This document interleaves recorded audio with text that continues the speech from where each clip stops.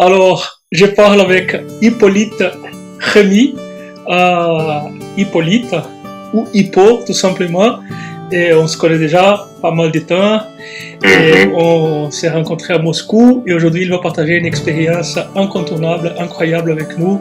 Donc, tout d'abord, merci beaucoup, Hippo, pour partager ton expérience avec moi et avec le public aussi. Je te remercie énormément et je suis content de te parler.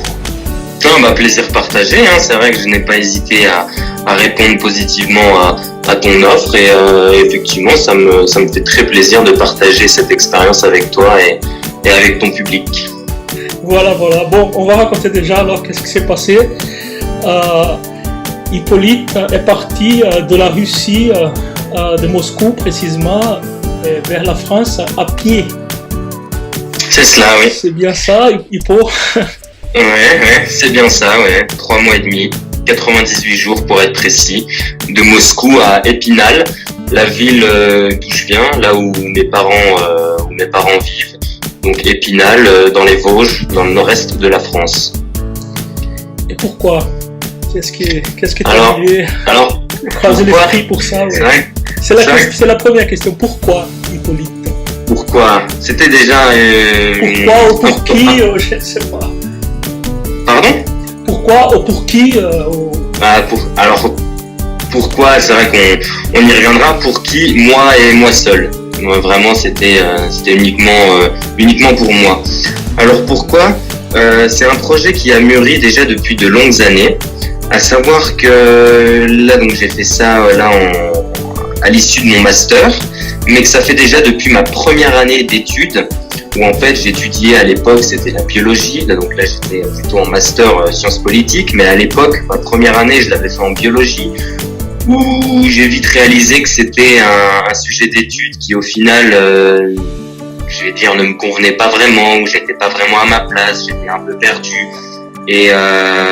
Alors à l'époque, donc j'étudiais sur Nancy, pareil dans le nord-est de la France, et à l'époque j'ambitionnais, je voulais vraiment déjà faire Saint-Jacques-de-Compostelle, donc de partir à pied du nord-est de la France, donc de Nancy ou Épinal, sensiblement la même chose, c'est à 60 km de distance l'un de l'autre, et je voulais donc aller à Saint-Jacques-de-Compostelle à pied. Et au final, pour des questions de temps, des questions également d'argent, parce que donc à l'époque, dès que j'avais un petit peu de temps disponible, à savoir l'été, soit j'avais des stages, soit il fallait que je trouve un travail histoire d'un été pour gagner un peu d'argent. Et au final, donc les années se sont écoulées et je n'ai pas réussi à trouver le temps pour faire un tel périple. Et en fait, c'est quand du coup j'ai fini mes études à Moscou, où je n'avais pas de stage et où également mes parents ont pu une fois de plus donc subvenir à mes besoins et m'ont poussé ou du moins m'ont soutenu dans ce projet-là. Donc c'est là cette opportunité-là à l'été 2018 que j'ai pu saisir et où j'ai pu enfin me lancer. Mais ça faisait quand même donc déjà un moment que je pensais à me faire une petite retraite, à marcher un peu seul. Et donc voilà, là c'était l'opportunité. Il faut savoir aussi que dans ma famille, mes parents marchent beaucoup. Depuis tout petit, à chaque fois qu'on partait en vacances, on marche beaucoup. Je marche énormément, toujours maintenant avec mes parents. On va dans les Alpes des week-ends, nous on appelle ça des week-ends 4000, où en fait on monte des sommets, donc minimum 4000 mètres d'altitude, où du coup ça prend 2 à 3 jours, où c'est un peu aussi intensif que sur la longue durée. Et donc c'est vrai que c'est une activité, la marche, qui me passionne, voilà. Être seul avec soi-même, seul au milieu de la nature, c'est vraiment un environnement et un moment que j'apprécie particulièrement. Donc voilà, le milieu familial fait que j'ai été bercé par la marche, qui fait que mes parents m'ont aussi soutenu dans ce projet-là. Et puis après, donc l'opportunité du temps, voilà, cet été 2018 où j'ai pu enfin saisir ma chance et me lancer dans cette aventure-là. Alors, on pourrait dire que le moteur, on va l'appeler le moteur intérieur qui t'a fait bouger, c'était l'aventure ou peut-être quelque chose de spirituel? Alors, les deux, bien sûr. Donc là, je parlais bien sûr de l'aventure. Il faut savoir aussi que, voilà, on va dire mon éducation et au niveau de mes études sont assez poussées vers l'international, vers la découverte de mon prochain, qui est donc du coup de nationalités différentes. Et donc j'avais, voilà, contrairement au premier projet qui était donc de partir du nord-est de la France et donc de ne marcher qu'en France et en Espagne, là il y avait vraiment du coup une découverte d'autres cultures, à savoir la culture donc d'Europe de l'Est.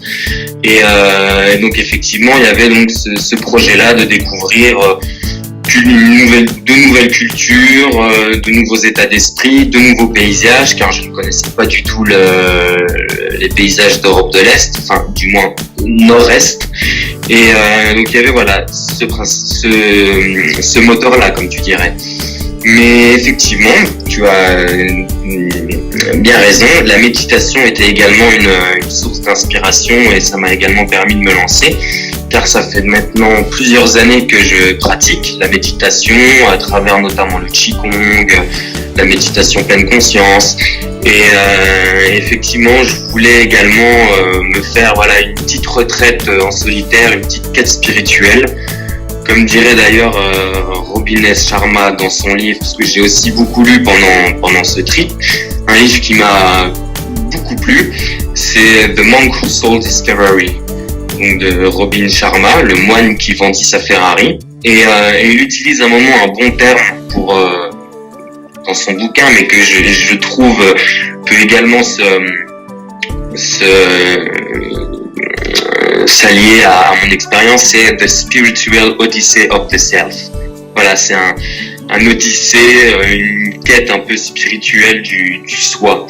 Et c'est vrai que oui, dans la méditation, ou du moins la spiritualité, le caractère un peu méditatif, spirituel, de la recherche de soi a été aussi une source de motivation pour ce trip. Je voulais d'ailleurs à la base, j'avais proposé à deux amis de le faire avec eux, car je savais que ça allait bien se passer. J'avais un ami avec qui j'avais longtemps marché dans les alentours de Moscou. Lui est Corentin, voilà, pour le citer. Lui est militaire de réserve, et donc je savais que passer une nuit dans les bois ou marcher plusieurs jours sous la pluie, passer des jours sans prendre de douche, ça allait pas lui poser problème. Donc voilà, j'avais proposé à ce pote-là donc de se joindre à moi pour l'aventure. Mais au final, pareil, il avait trouvé un petit travail l'été, donc il n'a pas pu le suivre. J'avais également proposé à un autre pote qui lui avait fait Saint-Jacques-de-Compostelle, depuis le Puy-en-Velay en France. Et un pote français du sud de la France, Clément, pareil pour le citer. Et mais lui, il avait donc pareil un travail et des occupations pour l'été. Donc là encore, il a pas pu se joindre à moi. Mais en soi, j'étais pas du tout désappointé ou déçu, ou ça m'a pas du tout refroidi dans mes ambitions. Donc voilà, je suis parti tout seul et au final, en conclusion du moins, à l'issue de ce séjour et même tout au long du séjour, j'ai réalisé que le faire seul a été déjà pour moi, pour ce trip-là, donc tout à fait bénéfique, car je pense, même je suis certain que si nous avions été deux, notamment deux gars, je n'aurais pas été accueilli, on serait peut-être pas venu vers moi comme les gens ont pu le faire quand j'étais seul. Et donc ce qui fait que dans ma situation, je pense qu'avoir fait ça seul a été plus bénéfique que l'avoir fait à deux. Après, on peut en revenir plus tard, mais je pense également que faire un trip comme ça seul a certains avantages vis-à-vis d'un même trip mais fait à deux, je pense. Je pense que ça a certains avantages, notamment si on est axé, là encore une fois, sur la quête spirituelle, la recherche et découverte de soi, de ses valeurs, ses objectifs à atteindre dans la vie, des choses comme ça. Donc, je pense que se retrouver soi-même, seul et la nature, je pense que c'est mieux que de le faire à deux. c'est une autre type d'expérience, non? Parce qu'il y a deux, c'est le partage, c'est l'autrui, c'est l'apprentissage de l'existence des autres, et tout seul, c'est la recherche de soi-même. Les gens des fois me posent la question, mais tu ne t'es jamais senti seul ou... Alors il faut dire aussi que par nature, j'ai tendance à être seul. J'ai tendance à vivre bien seul. Je ressens pas forcément le besoin de tout partager tout le temps. C'est pour ça que je suis pas tellement sur les réseaux sociaux. C'est pour ça que je peux faire des activités seul.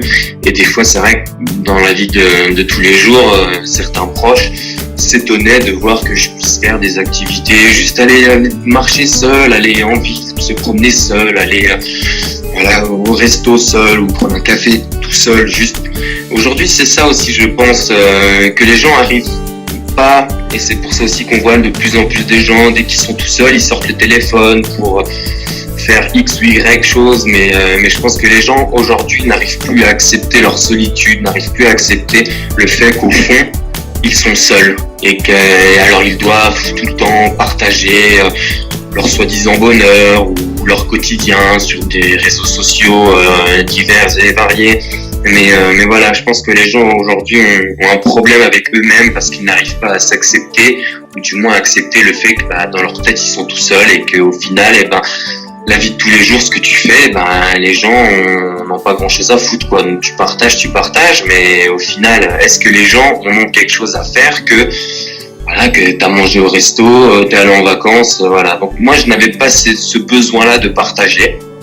D'autres l'ont, et c'est pour ça que je comprends quand des personnes sont surpris et disent ouais, mais tu t'es pas senti trop seul.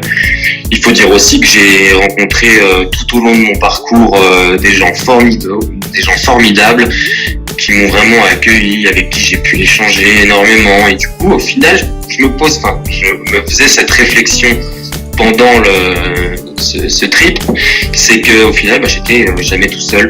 Vraiment, à chaque fois, je marchais, je rencontrais des gens, je me posais, je m'asseyais, et je n'étais j'étais rarement seul au final.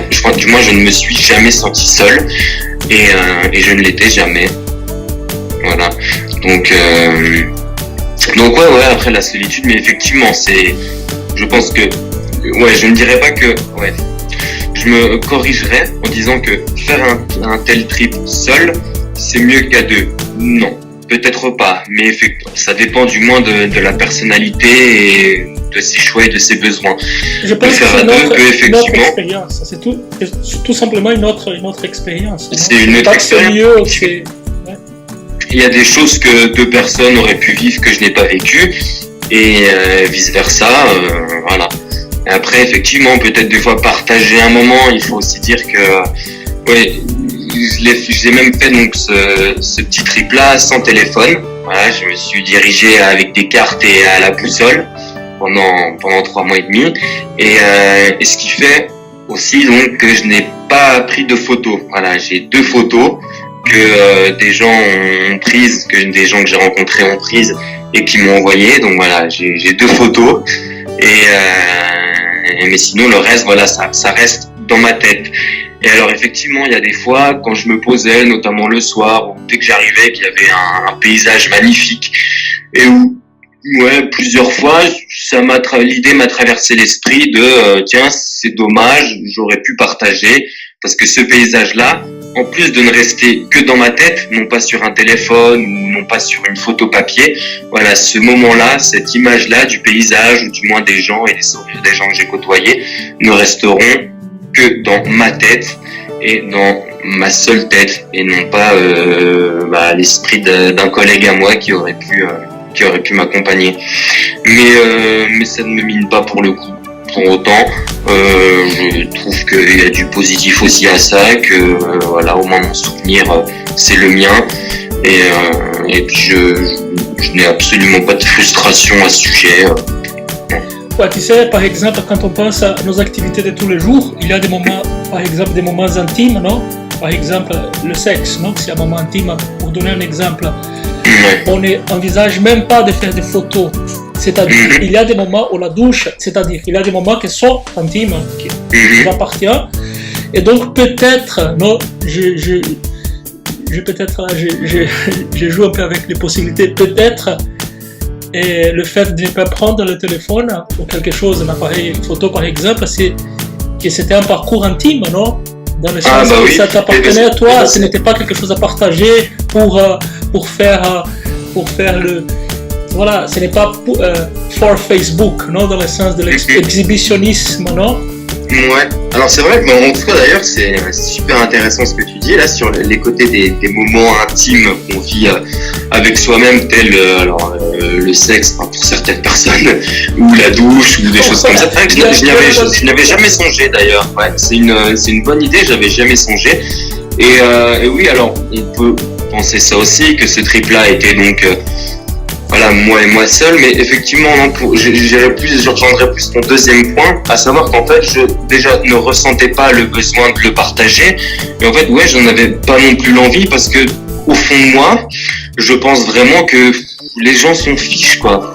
Au pire, j'ai dit à quelques potes mon projet, surtout des potes qui étaient à Moscou et où je pouvais, enfin, je sais même pas que je voulais pas leur cacher ou quoi que ce soit, mais c'est vrai que bon, j'ai dû leur dire quand même, leur partager mon projet, et donc j'avais quelques potes qui étaient au courant, mais quand bien même je leur ai partagé, j'essaye de mettre à la place des gens qui auraient vu mes photos, qui auraient vu mon parcours ou quoi que ce soit. Au final, est-ce que vraiment ils m'auraient plus respecté? Est-ce que vraiment ça leur aurait fait plaisir? Est-ce que vraiment ils m'auraient, je sais pas, suivi? Ou je pense pas. Donc au final, voilà, sans intérêt. Donc non, j'ai voulu le garder pour moi. Une forme d'intimité, je sais pas, mais une forme d'égoïsme. Non, je pense que c'est l'intimité plutôt. C'est l'intimité. Pourquoi l'égoïsme? Non, c'est l'intimité.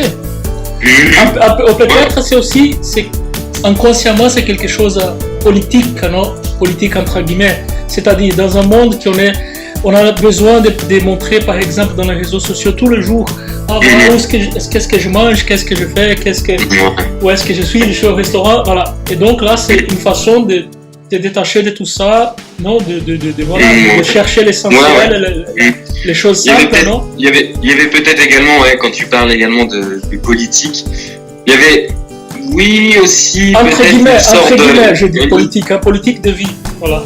Oui, non, mais j'entends par là, et il y aurait peut-être d'ailleurs une sorte de revendication de regarder, on peut vivre aujourd'hui sans téléphone. Et c'est vrai que même sur mon chemin, quand donc on venait à parler de comment je me guidais, donc des fois même assez régulièrement je sortais les cartes et je disais que j'avais pas de téléphone et les gens étaient surpris. Et c'est ça qui fait ton expérience intéressante. Et j'essayais c'est ça qui l'a fait différente. Pardon? C'est ça qui fait ton expérience plus intéressante et différente. Exactement ça. Ouais, peut-être aussi. Si on pourrait t'accompagner en live, c'est ce qui fait le caractère extraordinaire de ce trip-là en 2018, quoi.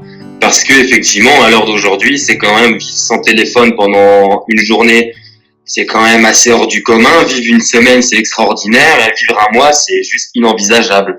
Et effectivement, là, et pourtant, je parle de gens qui sont parfois dans des petits villages au fin fond de la Lettonie ou de la Pologne, et les mecs-là étaient même encore surpris. Je ne dénigre pas, je ne dis pas là que ce sont des gens qui sont en marge du système, qui sont perdus ou quoi que ce soit. Non, c'est des gens qui sont également très connectés. Mais c'est vrai que les gens aujourd'hui sont vraiment ébahis quand on leur dit qu'on peut vivre sans téléphone, voire même se déplacer et traverser un continent avec, comme à l'ancien temps, une carte et une boussole. Alors que c'est malheureux parce que ce même trip sans téléphone, bien sûr ça n'aurait été pas en question, mais il y a 20 ans, effectivement, il y a 20 ans, si tu voulais faire un truc comme ça, c'était sans téléphone et ça n'aurait surpris personne, quoi. Donc oui. Donc après, ouais, oui, il y a peut-être, je l'admets, une certaine revendication derrière de regarder, on peut vivre sans téléphone, regardez, on peut profiter, et on peut même d'ailleurs profiter encore plus, parce que voilà, je vis le moment présent, je ne ressens pas le besoin de tout partager, mon soi-disant bonheur, les soi-disant paysages magnifiques, je ne les partage pas, je les garde pour moi, car j'apprécie le moment présent. Petit clin d'œil à Écartelé pour ceux qui n'ont pas lu l'ouvrage. Je vais aller plus loin dans cette interprétation. Est-ce que par hasard, tu es anti-système? Non, pas du tout. Pas par là. Non, je me considérerais pas comme anti-système. Après, c'est vrai que il y a aussi derrière ce triplage, j'ai eu une vie, un rythme de vie simple. Avec, du coup, j'ai consommé vraiment le minimum, ce qui fait que c'est ça que je disais, j'ai remis en question également mon mode de consommation. Voilà. Après, c'est vrai que derrière, de par ma nature, ma vie de tous les jours, je ne suis pas un hyper consommateur. Je consomme de façon raisonnée et raisonnable. Mais après, je ne revendique pas je ne crache pas sur le consumérisme non plus. C'est vrai qu'il y a des choses peut-être à essayer de changer ou du moins essayer d'améliorer dans notre monde, mais je ne suis pas anti-système. Non. Il y a des choses comme tout, hein. Oui, il y a des choses qui me font réagir, des choses qui m'émeuvent, qui m'énervent, mais non, je ne suis pas anti-système. Comment était la préparation de ton voyage dans le sens, par exemple, budgétaire, organisation, par exemple, si par exemple, dans le sens pratique, non, par exemple, comme tu n'avais pas, si par exemple, si tu trouves un tourmente, par exemple, tempête, comment tu as préparé, quels étaient les critères? Alors en soi, j'ai pas vraiment préparé mon séjour. Ah d'accord, c'était à l'aventure totale. Pardon? C'était l'aventure totale, on va dire. Ouais. Enfin, du moins, surtout au niveau de l'itinéraire, j'avais pas vraiment envisagé les choses. J'avais d'ailleurs prévu un itinéraire que je n'ai pas suivi. On en reviendra plus tard. Sinon, après, au niveau pratico-pratique, du moins au niveau de l'équipement, c'était justement Clément, le pote dont je parlais plus tôt, qui avait fait Saint-Jacques-de-Compostelle, qui lui m'avait conseillé, alors dans ton sac il doit y avoir ça doit pas faire plus de tel kilo, tu dois avoir ça comme eau, tu dois avoir telle ou telle paire de chaussures, tel machin, pas plus de ça, il faut au moins ça. Il m'avait effectivement, d'ailleurs c'est même avec lui que je suis allé à Decathlon faire des petites courses, et il m'avait conseillé de prendre tel ou tel vêtement, même si il m'a d'ailleurs bien conseillé, même si bon, c'est vrai qu'au niveau, comme je le disais, hein, avec la famille, on marche beaucoup, donc porter un sac à dos, je sais que comment on doit faire un sac à dos, mais c'est vrai que ce pote-là m'avait donné quelques petits conseils en plus qui m'ont été d'une très grande utilité, ouais. Après ça c'est au niveau de l'équipement, donc ouais ça j'ai dû faire un petit investissement avant de partir, hein, une paire de chaussures, une tente, un petit pull, effectivement ouais. Après sinon au niveau de l'itinéraire en soi, non ça j'avais pas trop prévu le coup. Enfin du coup à la base je voulais marcher donc de Moscou, faire une ligne droite vraiment horizontale plein ouest pour aller jusque sur la côte de la mer Baltique et aux environs de Klaipėda, mes souvenirs sont bons, et voilà je voulais faire ça, et après pour des questions de visa je pouvais pas traverser Kaliningrad, je devais donc faire le détour en Lettonie, et ensuite revenir. Et à partir de la Pologne, je m'étais renseigné, et en fait, il y a des long pedestrian track, c'est des sentiers de longue randonnée européens. Mais ton visa russe te permet de rentrer en Kaliningrad. Voilà, mon visa russe me permettait de rentrer à Kaliningrad, alors, mais quel est le problème? Ce visa finissait le 30 juin. Ah d'accord. Or je pouvais, parce que j'avais des impératifs avant, je pouvais partir qu'à partir du 2 juin. Et puis marcher de Moscou jusqu'à la mer Baltique et entrer, traverser et sortir de Kaliningrad avant le 30 juin était tout à fait impossible. Donc alors c'était soit le petit challenge Moscou, mer Baltique à pied, et dans ce cas-là après il fallait que je contourne Kaliningrad, ou sinon je n'allais pas jusqu'à la mer Baltique, et au final donc ça s'est fait comme ça, à savoir ça ne s'est pas fait. Je ne suis pas allé jusqu'à la mer Baltique. J'ai coupé avant. Ok, et à niveau nourriture, tu as parlé d'équipement, à niveau nourriture, tu prenais dans le sac, ou tu achetais, ou tu mangeais dans... Alors je suis parti de Moscou avec 3 plats lyophilisés. Lyophilisés, donc c'est séché, où tu as juste à mettre un peu d'eau. Donc je suis parti avec ça. Et au final, en fait, un problème qui n'en est pas un, c'est que très rapidement, donc je disais, j'étais quand même beaucoup en contact avec les gens. Dès que je voyais des gens, je m'arrêtais, je leur parlais. Ça, on pourra pareil en reparler par la suite. Et au final, les gens me donnaient énormément. Alors ils m'offraient le couvert, ils me donnaient de la nourriture, et c'est vrai que même en Russie, mon problème, c'est qu'au final, les gens ils me donnaient trop de nourriture et mon sac était trop lourd et je pouvais pas tout manger. À chaque fois, les gens me donnaient énormément. Et donc voilà. Et alors aussi, il faut savoir que le premier mois, en un mois, j'ai dépensé 80 €. Ce qui n'est pas grand chose, parce que les gens me donnaient. Et au final, il y a des fois, je refusais parce que le sac était trop lourd, quoi. Et que j'avais trop à manger. T'es parti de Moscou avec combien d'argent dans ta poche? Alors j'avais ma carte bleue, j'avais de l'argent. Je l'ai pas fait à la Into the Wild. Ah, à la carte, par contre, pas le téléphone, mais la carte bleue, tu ouais. Ça j'admets, par contre. Donc, parce que la carte bleue, potentiellement, elle peut symboliser un téléphone, un hôtel 5 étoiles, c'est-à-dire la carte bleue quand même représente la sécurité financière. C'est vrai.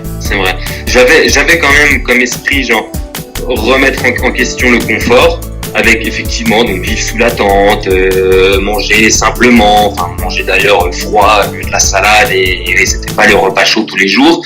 Donc ça, j'avais quand même ça à l'esprit, mais j'avais quand même la carte bleue, donc je n'allais pas mourir de faim, ou si vraiment j'étais au bout du bout et puis qu'il me fallait une douche chaude ou un chose comme ça, je pourrais aller à l'hôtel. Je l'ai pas fait à la Into the Wild, à brûler mes billets et à y aller sans rien, juste avec une carabine et une épuisette, quoi. Non, je suis resté un peu à la cool avec un moyen de paiement et qui pouvait donc voilà. Après, par contre, sur la fin du séjour, j'ai été un peu embêté, c'est quand je suis arrivé à Donauwörth, c'est en Allemagne, à peu près au milieu de l'Allemagne, je dirais à peu près 4 jours à l'entrée de la forêt noire, 4-5 jours. Et là, pour le coup, ma carte s'est fait bloquer, j'arrivais plus à retirer rien du tout. Heureusement, j'ai pu joindre ma sœur. C'est à côté de la France, c'est plutôt vers la France. Ouais, c'est en Allemagne. C'est à 2 semaines. C'était à 2 semaines de marche d'arrivée. Donc c'était pas loin, j'en avais encore pour 2 semaines, mais c'est vrai que j'avais demandé à ma sœur que j'ai eu au téléphone grâce à un pote que j'ai rencontré, ça aussi on pourra en reparler. Je n'ai rencontré de tout ce trip, ou du moins donc doublé et croisé, un seul et unique pèlerin. Il faut dire aussi que je suis le chemin de Saint-Jacques-de-Compostelle depuis Reciel, un village au nord-est de la Pologne, à si mes souvenirs sont bons, c'est une bonne semaine de marche de la frontière entre la Lituanie et la Pologne. Je suis les chemins de Saint-Jacques-de-Compostelle, même s'ils sont plus ou moins bien indiqués. Et du coup, depuis là-haut, je n'ai, que ça soit donc doublé ou croisé, un seul pèlerin. Et c'était donc après Weltenburger, qu'on appelle ça, le monastère de Weltenburger, qui est près de Bach, donc juste après Regensburg en Allemagne. J'ai rencontré un mec, Obi, un Allemand, qui vient de Straubing, qui faisait aussi lui le pèlerinage, mais il allait jusqu'au lac de Constance, donc nos chemins se sont séparés après Donauwörth, justement. Et heureusement, parce que d'ailleurs c'est en arrivant à Donauwörth où ma carte s'était bouffée. Donc j'ai appelé ma sœur qui m'a fait un petit Western Union, mais du coup j'avais donc une petite somme d'argent qui devait impérativement me faire vivre jusque la fin, donc pendant 2 semaines. Donc c'est vrai que là sur les 2 dernières semaines, j'étais encore un peu plus short sur mes dépenses, mais c'était sympa. Non, ça m'a pas causé de tort. Étant donné que ta sœur n'aurait pas pu te faire le virement, qu'est-ce que tu aurais fait par exemple, Titan? Mais là tout l'intérêt de la chose. Les gens m'ont souvent demandé également, que ce soit pendant le trip ou que ce soit par la suite, mais est-ce que t'as pas eu peur? Alors, Peur de quoi? Alors, peur des animaux, non, j'ai pas peur des animaux. Je pense que d'ailleurs, c'est l'homme qui peut causer le plus de tort à l'homme, à défaut des animaux. Enfin, du moins, mais attends, là, je n'ai pas... à cette époque-là. Non, mais attends, c'est pas un petit oiseau qui va te faire du mal, mais après, on a des animaux sauvages aussi dans la forêt, tu vois. Ah bah oui, non mais ça, d'ailleurs c'est... Enfin, serpent, tu vois, il y a des choses quand même qui font peur. Ouais, après aussi, il faut voir, il y a beaucoup de potes aussi qui m'ont dit quoi, mais tu vas vivre dans les bois et tout, mais t'as pas peur, c'est dangereux et tout. Mais dès que je commençais à parler avec ces gens-là, d'abord on a un ami ensemble, Yann, un ami en commun du moins, qui vit sur Paris. Et lui il était surpris, machin, mais dans les bois et tout, dormir dans les bois, mais t'es fou. Mais en fait, c'est quand tu commences à parler avec, tu te rends compte que lui n'a jamais dormi dans les bois, il a jamais marché plus de 2 heures dans les bois, et du coup, il connaît rien des bois. Enfin, c'est vrai que je dis ça en toute modestie, mais j'habite quand même dans une petite ville à 200 mètres de la forêt, et toute mon enfance, j'allais faire des cabanes dans les bois, me promener avec les potes. Alors raconte pour ceux qui ne connaissent pas la forêt, raconte, il n'y a pas de danger, il n'y a pas des animaux sauvages, comment ça se passe? Alors du coup, on va revenir, donc je revenais donc à du coup la peur vis-à-vis donc du manque de fonds financiers. Et alors donc c'est vrai que les gens me demandaient ouais mais t'as pas peur, tout ça machin. Donc je disais effectivement alors les animaux sauvages non j'en ai pas peur. Après effectivement ce qui peut me causer le plus de tort c'est des gens que je rencontre et puis qui me dépouille, qui me raquette ou machin, où le mec me prend le plus que j'avais, à savoir en l'occurrence ma carte bleue, ma tente et mon pull quoi. Et je disais toujours en soi, qui me le prennent ma carte bleue, qui me prennent ma tente, ça veut dire que pour le reste de mon trip, je devrais vivre sans tente, à savoir donc dormir dans la belle étoile, à la belle étoile, quel que soit le temps, et sans carte bleue, ça veut dire que je vais devoir me débrouiller un peu plus, trouver du taf s'il faut, essayer de me rendre un peu plus pitoyable vis-à-vis des gens en leur demandant de façon un peu plus importante l'hospitalité et la nourriture. Mais en soi, je dis pas que je suis déçu qu'il me soit pas arrivé ça, mais ça aurait été une difficulté supplémentaire qui aurait été indispensable d'aller de l'avant, quoi, de surmonter, voilà. Tu étais prêt. Est-ce que tu as passé faim? Pardon? Est-ce que tu as passé faim? Tu as eu faim? Non. Jamais? Non, je n'ai jamais eu faim, non. Il y a des jours où, c'était surtout quand tu arrives en Allemagne, même République tchèque aussi, il me semble, où les commerces sont fermés le dimanche. Et là, pour le coup, il y a des fois, donc j'avais donc 2 solutions. Soit le samedi soir, je devais trouver un endroit où acheter de la nourriture, et donc c'est vrai que je devais me trimballer avec mon dîner du samedi soir, les 3 repas du dimanche, et plus ou moins le petit déjeuner du lundi. Ce qui fait que j'avais quand même à peu près 5-6 repas dans le sac, ce qui fait que ça faisait là pour le coup un peu de poids.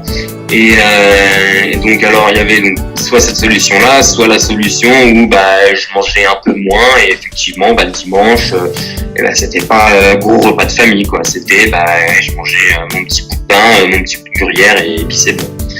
Donc il y a des fois je dis pas que j'avais faim, mais je dis que j'ai pas toujours mangé à ma faim, ou du moins c'est même pas comme ça que je le dirais. C'est que je n'ai pas consommé, en l'occurrence des denrées alimentaires, comme j'aurais pu les consommer, comme tout le monde les consomme, du moins en Occident, à savoir quotidiennement, à savoir du grignotage par-ci, un énorme repas par-là, et puis une glace, des besoins qui ne sont pas des besoins en fait, qui sont uniquement de l'exagération, à savoir je suis chez moi, j'ai rien à faire, je regarde un film, et je vais sortir une boîte de chocolat, ou c'est pas forcément des besoins quoi, c'est vraiment c'est de l'extra. Donc non, je n'avais pas d'extra. Donc il y a des fois, je me contentais du minimum syndical, mais je gardais toujours à l'esprit qu'il y a quand même dans ce monde des milliards de personnes qui ne mangeaient pas comme je pouvais le manger pendant 3 mois, à savoir pas beaucoup quoi.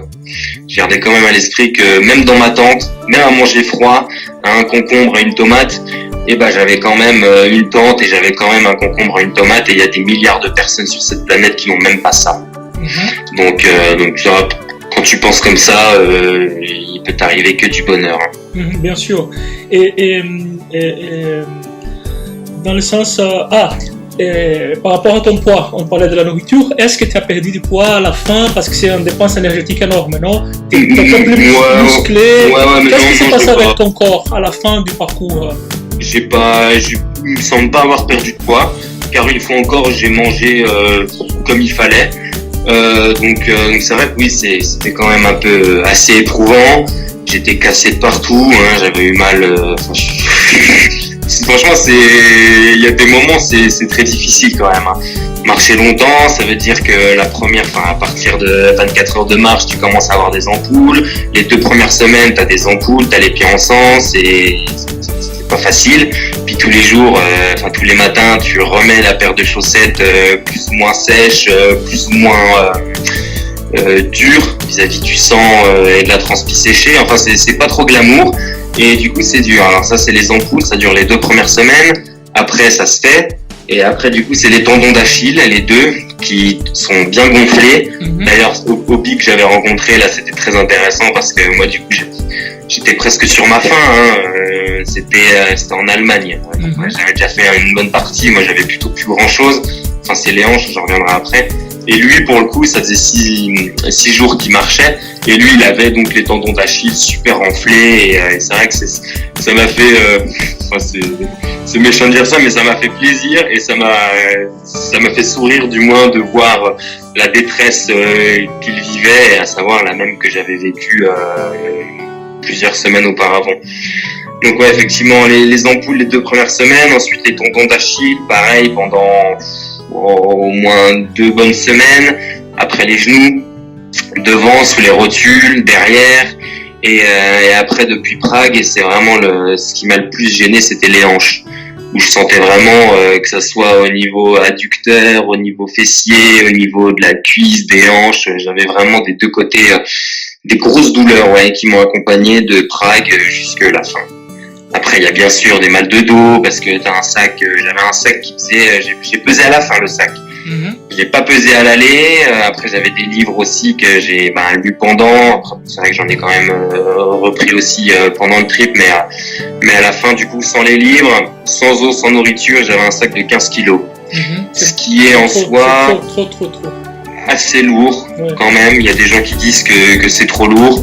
Moi, je pense que, d'ailleurs, je le dis, hormis les bouquins, j'avais que l'essentiel. Donc, ouais. Et effectivement, quand tu portes un sac de 15 kilos, tous les jours, ouais, il y a un moment, t'as mal aux épaules, t'as mal au dos, t'as le nerf sur l'épaule qui se bloque avec du coup des fourmis dans tout le bras. Ça, du début à la fin, j'ai vu ça. Donc, non, mais c'est vrai que si tu fais ça pour toi parce que t'as envie et que t'en as besoin, c'est très bien, hein, tu surmontes tout. Mais si tu fais ça par obligation, que t'es vraiment pas 100% dans le délire, là tu lâches, hein. Parce que c'est vrai que ça, après la solitude, encore une fois, j'en ai pas vraiment souffert, mais le manque d'hygiène, la pluie, le froid, ouais, il y a un moment il y a des fois c'est dur, hein. Mais c'est ça en fait, j'étais là pour ça. Ouais, en fait, par exemple, tu faisais ça, mais tu savais au fond que tu avais une maison pour rentrer, que tu avais une famille qui t'attendait, et voilà, une carte bleue qui aurait pu être chargée. Mais imagine par exemple une situation d'une personne qui le fait sans avoir tout ça, qui n'a pas, une personne qui n'a pas une famille, qui n'a pas de travail, qui n'a pas d'argent à côté, tu vois. Exactement. Il y a ça aussi, ce que je me disais aussi. Alors il y a aussi mon film favori. Pour toi, c'était une expérience et pour d'autres, c'est la réalité. Ouais. Mais c'est ça aussi. J'ai mon film favori qui m'a, dont je me répétais une des quotes dans le film. Alors le film, c'est The Way Back. En français, Les Chemins de la Liberté.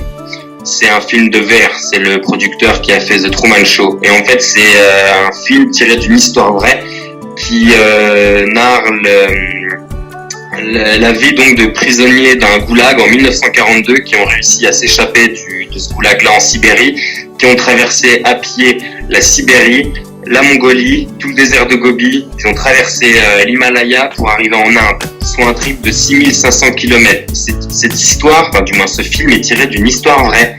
Des mecs ont fait, Et à l'époque, ils n'avaient pas le manteau Gore-Tex et la paire de chaussures de super qualité, quoi. Et les mecs ont fait, donc, ils ont marché par moins 40 et par plus 40 pendant 6500 km. Et c'était des prisonniers qui devaient du coup se faire discrets. Ils pouvaient même pas demander l'hospitalité aux gens. Et du coup, je pensais à des situations comme ça quand je marchais. Et je me disais aussi, il faut continuer. C'est ce que l'acteur principal répète plusieurs fois dans le film, il faut continuer. Et c'est vrai que ça, je me répétais cette phrase-là, il faut continuer. Putain. Tu as été découragé parfois? Bah ouais, si, il y a des fois, il y a des matins, tu te lèves, d'ailleurs les journées sont les plus dures, c'est comme la vie au quotidien, il y a des jours tu te lèves, t'as la peps, il y a des jours tu te lèves, t'as pas forcément envie de quoi que ce soit, et là effectivement il y a des jours, tu t'es pris la pluie, t'as froid, t'es mouillé, toutes tes affaires sont mouillées, tu sais que tu seras mouillé toute la journée, que la nuit il va pleuvoir, et machin, et là du coup t'as pas envie quoi, et là tu marches mais t'as pas envie, et là c'est dur. Mais ça reste temporaire, moi je gardais quand même à l'esprit que c'était des belles vacances. Hein, c'est quand même c'est mes vacances en fait, hein. J'ai passé 3 mois et demi, j'ai fini mes études fin mai, je suis parti donc le 3 juin et donc voilà, c'était mes 3 mois de vacances. Il y en a qui vont à la plage, moi je marchais, voilà. Donc ça restait quand même des vacances, donc je me disais voilà quoi. Après la perte de motivation, donc il y a des jours qui sont plus faciles que d'autres, et mais il y a également des fois où on me dit ouais mais t'as pas pensé à abandonner. Abandonner pour faire quoi? Pour rentrer chez moi, ça va me faire kiffer genre 24 heures, machin, je vais faire du stop, tac tac, je vais rentrer 24 heures plus tard, allez 48 heures plus tard, je serai à la maison, je vais profiter quoi? Une journée sur le canapé à manger des M&M's et puis après quoi? Après je vais passer pour un loser dans ma tête en me disant mec tu vois t'as abandonné, maintenant tu fais quoi? Et tu vas chercher du taf. Parce que voilà, c'était aussi la petite retraite spirituelle de fin d'études entre le stade étudiant et le stade donc de vie professionnelle. Et du coup derrière ça, voilà, je voulais quand même me poser, essayer de penser à qui j'étais, mes valeurs dans la vie, ce que je voulais accomplir, les objectifs que je devais me fixer, et notamment pour trouver telle ou telle filière, dans quelle profession, on va dire, d'une idée un peu générale. C'est ça qui m'intéresse. En fait, c'était un voyage intérieur. Tout à fait. C'était Spiritual Odyssey of the Self. Et du coup, alors, quand je me disais, des fois, quand je me disais, vas-y, t'abandonnes, et pour faire quoi? Pour rentrer chez moi, profiter 24, 48 heures, ensuite me dire dans ma tête, t'es un loser, t'as abandonné, et puis devoir chercher du travail. Non. Du coup, je profitais de mes vacances, parce qu'encore une fois, c'était des vacances, et que, voilà, je poursuivais en me disant, voilà, t'arriveras, quoi. Qu'est-ce que... Je voulais que tu racontes aussi, je voudrais bien que tu racontes le moment qui t'est arrivé à la maison chez toi, qui était là, tes parents, et comment c'était la rencontre, non, avec... Ouais, et pour le coup, même pas. En fait, quand je suis arrivé, alors c'est vrai que là, ce qui était très enrichissant, mais ce qui était également moteur de motivation et de force, c'est que je rentrais chez moi. Et c'est d'ailleurs souvent ce que les gens me disaient. Ils me disaient, oh c'est super joli, tu rentres chez toi et tout, c'est super sympa. D'ailleurs on pourra reparler, j'avais rencontré aussi un mec à Tübingen.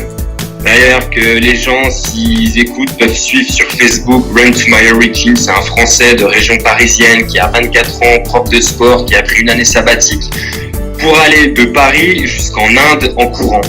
Voilà. Et le mec le fait, et le mec, donc du coup, depuis que je suis rentré, je le suis un peu. Et alors lui, là, c'est un autre délire, hein. Il fait une journée de récupération, il court 45 km, une journée normale, il en court à peu près 65, et une grosse journée, il court 80 km. Voilà. Il s'est donné 250 jours pour aller en Inde en courant.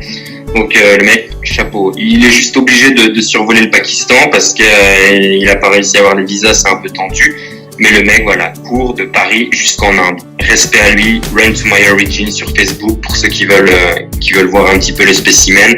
Respect. Et lui, pour le coup, on a parlé un petit peu, on s'est croisés, donc on n'a pas pu déambuler ensemble, mais lui me disait, ça doit vraiment être sympa ta situation, parce que lui, du coup, on s'est vu à Tübingen, c'est donc l'entrée de la forêt noire, pour lui, la sortie de la forêt noire, et il me disait, ça doit vraiment être une sensation particulière que de traverser la frontière pour entrer à nouveau dans son pays d'origine, parce que lui venait justement quelques jours plus tôt de franchir cette frontière, mais dans l'autre sens. Et c'est vrai que oui, c'est un sentiment tout particulier que de rentrer chez soi. Et c'est vrai qu'en plus, c'était intéressant de me dire, parce qu'en soi, Moscou-Épinal, c'est plein ouest, sud-ouest, quoi. Et donc, en gros, je suivais le soleil tous les jours. Je marchais le matin, je l'avais dans le dos, et le soir, je l'avais en face, et voilà, il fallait que je suive le soleil. Et tous les soirs, je voyais le soleil qui se couchait à l'horizon, et je me disais, voilà, suis-le, tu suis le soleil, et t'arriveras chez toi, tu rentres à la maison. C'est une belle métaphore, suivre le soleil. Hein. J'aime bien comme figure, non? Ah mais ouais, c'est ça. Il faut pas beaucoup d'imagination pour réaliser que quand tu fais est-ouest, tu suis le soleil, quoi. Hein. Donc effectivement, tu le sens bien aussi tous les jours. Quand tu marches le matin, tu sens il est pas trop chaud, et tu l'as dans la nuque, et puis après tu sens que quand tu l'as en plein après-midi, t'as le nez un peu raboté, quoi. Donc ouais, c'est sympa. Et donc pour en revenir au fait, à ma question, tu n'as pas encore répondu. Comment c'était la rencontre avec ta famille, à ta maison, ta chambre? Alors du coup, donc j'arrive. Ce qui est du coup intéressant, c'est quand t'arrives en fait et que tu connais la région. Et là, tu te rends compte que vraiment, quand tu marches à pied, genre les distances sont longues et qu'au final, tu n'avances vraiment pas, quoi. Quand tu connais pas la région, tu marches, ça va. Mais là, je me souviens, c'est quand t'arrives, et puis t'arrives à Saint-Dié, c'est une ville, c'est à 50 km de chez moi, j'y suis déjà allé, je connais la ville, et pour moi, c'est à côté, parce qu'en voiture, t'y es en 1 heure. Mais ouais, non, Saint-Dié, c'est 2 petites journées de marche. Et après, quand j'arrive dans les villages près d'Épinal. Notamment, il y a un village par lequel je suis passé, j'ai des amis qui habitent là-bas, on a fait pas mal de soirées dans mon passé là-bas. Et en voiture, c'est à 10 minutes de chez moi, 10 minutes par la départementale à 90 km/h. Donc c'est à côté en soi, mais quand t'es à pied, non, j'ai mis 4 heures, quoi. Enfin, et du coup, c'est là que tu réalises que les distances à pied sont vraiment c'est d'ailleurs ça aussi que je me répétais dans mon trip, c'est qu'il faut mettre de côté toute ta conception des durées et des distances. Genre quand les gens aujourd'hui c'est ouais, moi je vais à la boulangerie, mais j'ai ma petite boulangerie que j'aime bien parce que j'aime bien le boulanger, il faut que je prenne ma voiture, c'est à 5 minutes à pied en voiture. Ouais, c'est à 3 km, c'est à 5 minutes, mais à pied, à 3 km, c'est une bonne demi-heure, quoi. Donc c'est vrai qu'il faut toujours tout remettre en question. Et au niveau du temps et des distances, donc ça c'était intéressant du coup d'arriver près de ta ville, dans un endroit que tu connais, mais à pied, et du coup de te dire que ton petit chemin que tu prends d'habitude en voiture et tu mets quelques minutes, là ça met plusieurs heures. Ça c'était du coup aussi un peu frustrant quand même, mais non, c'était cool. Et après du coup quand t'arrives, et forcément tu passes la pancarte Épinal, et là ouais, je me souviens, je me faisais dans ma tête mon petit forcément l'espèce d'interview du journaliste qui interviewe le sportif qui va réussir à passer la ligne d'arrivée. Je me faisais ce petit speech là dans ma tête, c'était sympa. Et alors ce qui a été très bien d'ailleurs, je l'avoue, c'est qu'en fait quand je suis arrivé, il y avait personne. Mes parents étaient d'ailleurs en train de marcher à Annecy dans les Alpes. Et donc quand je suis arrivé, parce que c'était un week-end, ils n'étaient pas là. Donc j'ai passé le week-end seul, ce qui a été très bien d'ailleurs, parce que même si j'ai répété plusieurs fois que je n'ai jamais été seul vraiment pendant ce trip, au final, quand je suis arrivé, en fait, ça m'a pas fait un choc. Quand je suis arrivé, j'étais chez moi, j'étais arrivé à la maison, mais je restais quand même seul. J'ai pas été assailli de questions, de machins, de trucs et tout. Donc chaque chose est arrivée en son temps. C'est ma sœur qui est arrivée donc après 24 heures plus tard. Ma sœur est arrivée, où je me suis posé avec ma sœur, et ensuite mes parents sont rentrés de week-end. Et là voilà, là on était tous les 4, et là pour le coup ça c'est. Et puis ouais, effectivement, les accolades, les câlins, c'était ouais, un moment particulier, plein d'émotions, ouais, c'est sûr. T'étais touché, émotionné quand tu es arrivé à la maison, c'était une charge émotionnelle plus forte. Après c'est vrai que j'étais émotion, ouais, il y a un peu d'émotion, mais pas sans plus, quoi. Non, vraiment c'était sans plus, parce que je m'étais imaginé quand même un peu alors je m'étais imaginé, je pensais pas arriver par là où je devais arriver. Je m'étais fait du coup pendant ce trip là beaucoup dans ma tête ma dernière journée, par où j'allais arriver, et je pensais arriver par à l'autre côté de la ville. Au final, non, je suis arrivé par l'autre côté. Et donc ouais, je m'étais un peu imaginé, pareil, je m'étais imaginé si les parents venaient me chercher ou pas, si ils me faisaient un accueil ou pas. Enfin, je m'étais, ouais, enfin, j'y avais pensé plusieurs fois, mais au final, non, j'ai pas été ni surpris de la situation, je n'ai pas été frustré ou plus heureux ou pas. Non, j'ai apprécié une fois de plus le moment tel qu'il était. Je n'ai pas prétendu attendre plus ou moins. Donc non, je me suis contenté, ça s'est passé comme ça, je suis arrivé, c'était très bien, je suis arrivé tout seul, c'était très bien aussi, voire même d'une certaine façon encore mieux. Donc non, c'était très bien. J'ai beaucoup, ouais, aussi, le caractère aussi très important, ça après si tu veux parler plus spirituel, c'est vraiment le caractère positif que j'ai eu du début à la fin. Le caractère, donc l'état d'esprit. Hein, très important ça. Positif et optimiste, et vraiment, enfin, j'y allais, c'était que du bonheur, tout ce qui se passait, c'était que du bonheur, même les toutes petites galères, à savoir, en soi, je n'ai jamais eu de galère, je n'ai jamais eu de problème. Les galères, c'est, ouais, t'as 3 ampoules, t'es mouillé, t'en as un peu marre, mais c'est pas des galères, ça, j'étais là pour ça. Mais donc, du coup, en général, il m'est arrivé que des trucs géniaux, des rencontres magnifiques, des paysages magnifiques, des situations géniales. Il m'est arrivé que du positif. Et toutes les situations, je les acceptais telles qu'elles arrivaient. J'en profitais, d'ailleurs, à chaque instant, j'en ai profité. Ce qui fait également que j'anticipe un peu, j'imagine ta prochaine question, c'est les gens me posaient beaucoup, et alors ton arrivée, qu'est-ce qu'on a, enfin, comment tu l'as vécu sur, alors ton arrivée effectivement quand t'es rentré chez toi, mais après, les semaines après, les jours d'après, c'est vrai que Clément m'avait un peu mise en garde. Clément, c'est mon pote qui avait fait Saint-Jacques et qui m'avait mise en garde, genre fais attention parce que quand tu vas arriver, quand tu vas rentrer chez toi, tu vas te taper une petite déprime, quoi. Ah et pourquoi Et au fond, parce que en gros t'apprécies ta vie de tous les jours, tout ça, et puis quand t'arrives chez toi, tu te demandes un peu ce que tu fais là, quoi. T'as envie de remettre tes chaussures et de repartir. Et ce que d'ailleurs tous les étudiants connaissent un peu quand ils vont étudier à l'étranger. Même si les premiers jours, les premières semaines sont dures, après c'est la plus belle expérience de leur vie, et quand ils rentrent à la maison, même s'ils retrouvent papa, maman et puis les bons petits plats, il y a quand même une certaine petite déprime. Là, si des étudiants qui ont étudié à l'étranger écoutent cette interview, je pense qu'ils se sentiront un petit peu pas visés, mais enfin, voilà quoi.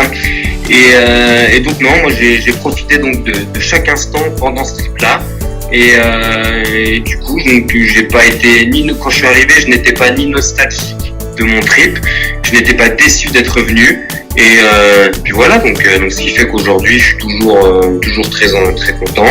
Après il y a aussi parce que j'ambitionne quand même de repartir après pour le début de ma carrière professionnelle, notamment à l'étranger, ce qui fait que voilà, là je suis là encore à Épinal, dans cette petite ville de 60 000 habitants, pas très dynamique, et je vis chez les parents, mais je le vis très bien parce que je garde en tête que c'est temporaire et que voilà, les belles aventures sont passées et de nouvelles sont à venir, donc chaque chose en son temps, vraiment profiter toujours du moment présent, ne pas vivre dans le futur, à appréhender le futur. Si j'avais appréhendé pendant mon trip, je vais déprimer en rentrant, je vais déprimer, j'aurais déprimé, j'aurais pas vraiment accepté et apprécié le moment présent.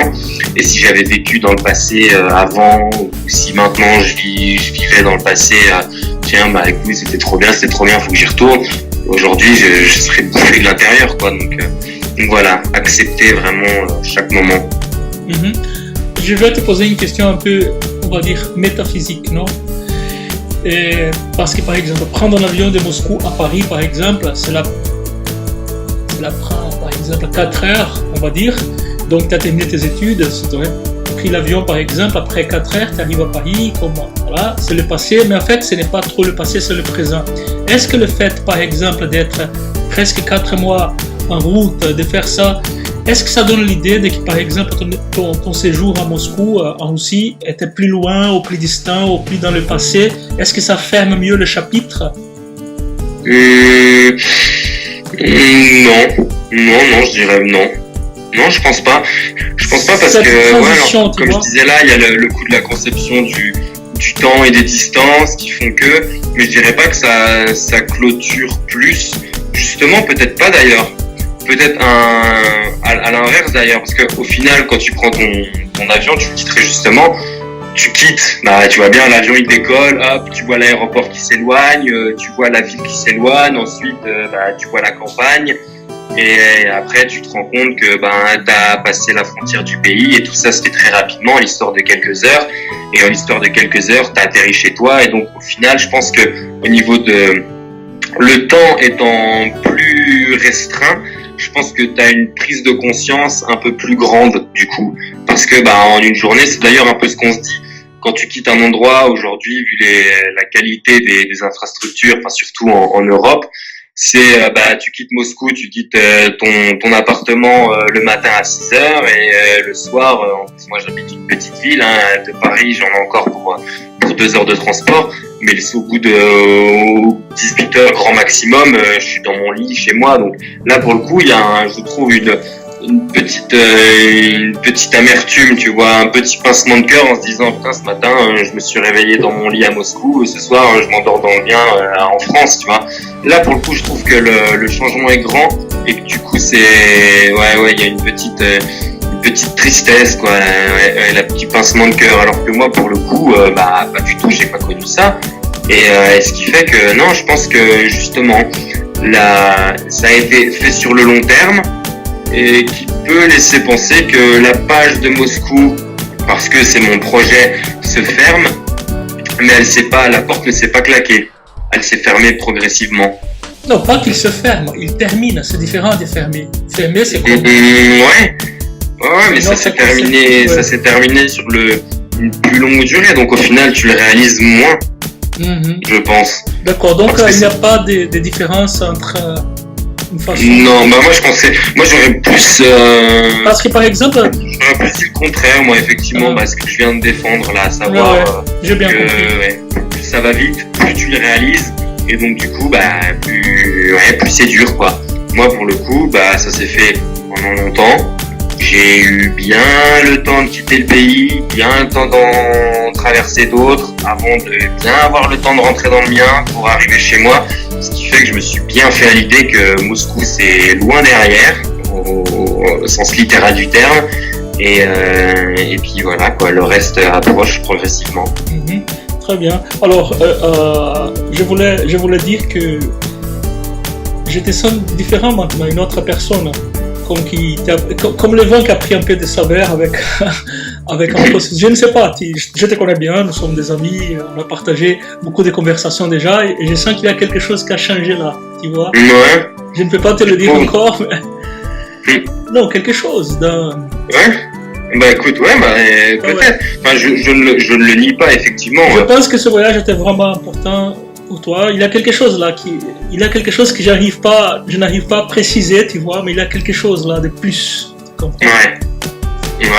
Écoute, si tu le dis, là pour le coup, je peux pas nier ou quoi que ce soit, quoi. C'est, si tu le dis, probablement. Après, je pense pas avoir plus changé que ça en soi.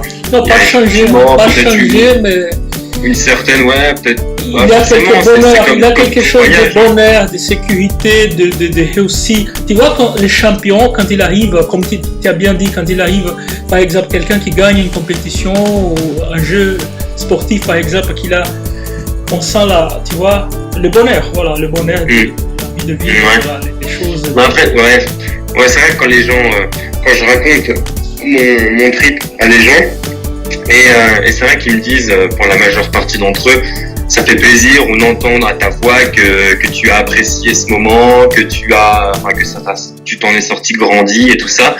C'est vrai que ça, je peux bien le croire, effectivement. D'ailleurs, je l'espère quand même, parce que c'est quand même l'impression intérieure que j'ai, donc ça me ferait du mal que les gens pensent à mon discours que je n'ai pas apprécié. Mais effectivement, les gens quand ils m'écoutent me disent pas que j'ai changé ou ils me trouvent pas mûri ou plus sage ou quoi que ce soit, mais ils réalisent à travers ma voix qu'effectivement j'ai passé un bon moment. Quelque chose de plaisir, quelque chose de bonheur, quelque chose de, tu vois. Alors, je voudrais te demander, Hippo, de laisser un message pour les gens qui t'écoutent maintenant, qui vont t'écouter dans 50 ans, dans 200 ans, je ne sais pas, peut-être quelqu'un qui maintenant t'écoute dans 2295 par exemple, tu vois, tu laisses un message. Qu'est-ce qui t'a appris avec tout ça? Qu'est-ce qui t'a appris de toi, de la vie, des autres? Qu'est-ce que j'ai appris? J'ai appris vraiment qu'il faut être positif. Soyez positif, soyez optimiste. Et la seule barrière à ce que tu peux accomplir, c'est ton imagination. Si vraiment tu vibres la positivité et l'amour, l'univers te le rendra et t'arrivera à des choses magnifiques. Vraiment, faut être plein d'amour, plein de remerciements, de gratitude. C'est un peu le béaba. Là, je parle en termes spirituels, mais si on remet ça sur le côté religieux aussi, parce que bon, bien sûr, sans parler que j'ai suivi Saint-Jacques-de-Compostelle, mais c'est vrai qu'on pense beaucoup aussi à la foi et aux petits signes. Et c'est vrai qu'après, bon, j'ai aussi beaucoup pensé à la religion, mais je dirais vraiment que voilà, dans la vie, il faut vraiment être optimiste, voir toujours le bon côté des choses, apprécier chaque moment. Écouter son intuition également aussi des fois, ça c'est vraiment important d'écouter son intuition, d'écouter sa petite voix.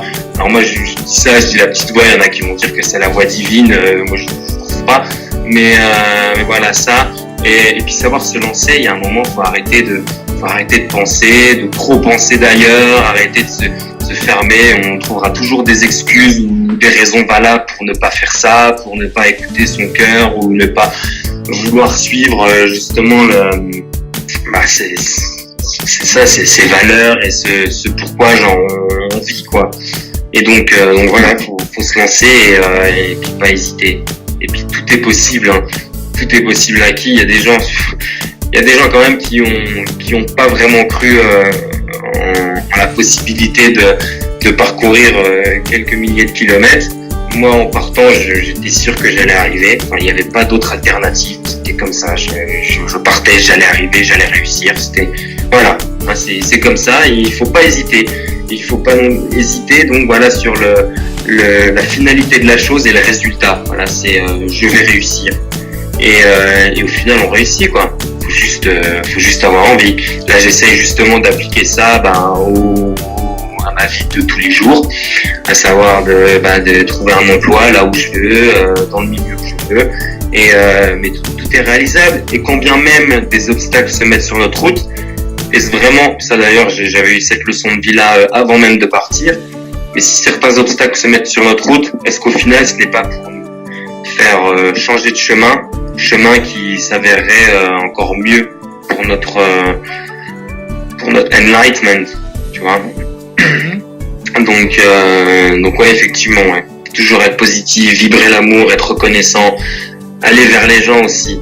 Vraiment, je suis allé vers des gens pendant ce voyage à qui je ne serais jamais allé vers eux, des gens qui avaient manifestement des problèmes d'alcoolémie, qui n'étaient pas super propres sur eux, qui ne laissaient peut-être pas comme ça au premier abord penser qu'ils étaient accueillants, et au final j'étais quand même vers eux, et même si tu parles pas la même langue, même si tu galères un peu, et tu te rends compte que voilà, à base de sourire, le langage se fait, et que tu peux passer de très bons moments et tu peux en sortir enrichi.